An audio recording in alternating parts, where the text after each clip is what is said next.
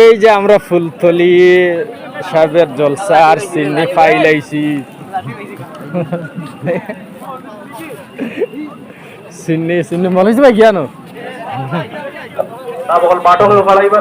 মাটকে করাইবা না চিনি লইয়া যার যার স্থানে এই যে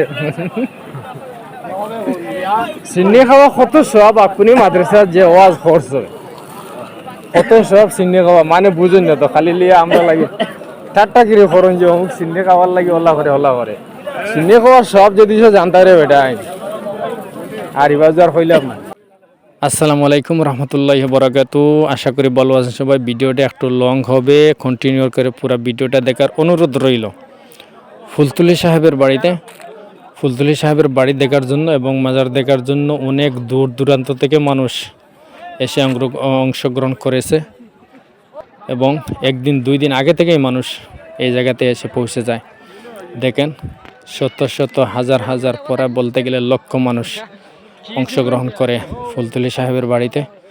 দেখেন কি পরিমাণ পলিটিন, কে কোথায় বসে সিন্নি খাইবে দেখেন, কোনো বিকল্প নেই মানুষের। দেখেন পলিটিনগুলো কিভাবে সিন্নি খায়, কত টাকার যে পলিটিন তাদের খরচা হয় আমাদের আল্লাহ রব্বুল আলামিন ভালো জানেন। এখানে সিন্নির কোনো সিরিয়াল নাই।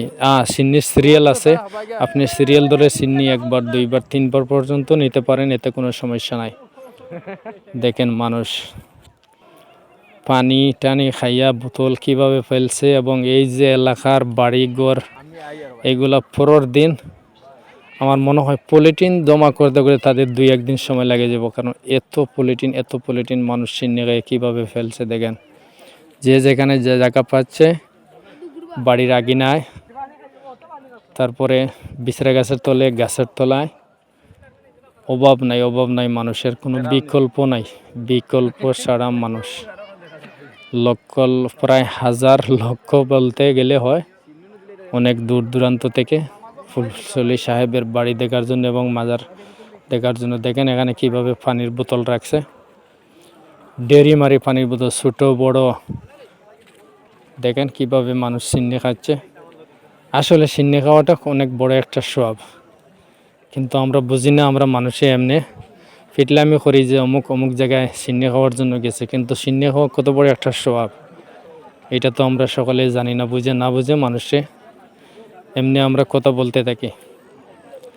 দেখেন কি পরিমাণ মানুষ, কি পরিমাণ সিন্নি, মাশাআল্লাহ, এটা পলিটিন নিচে পড়ছে। দেখেন অভাব নাই।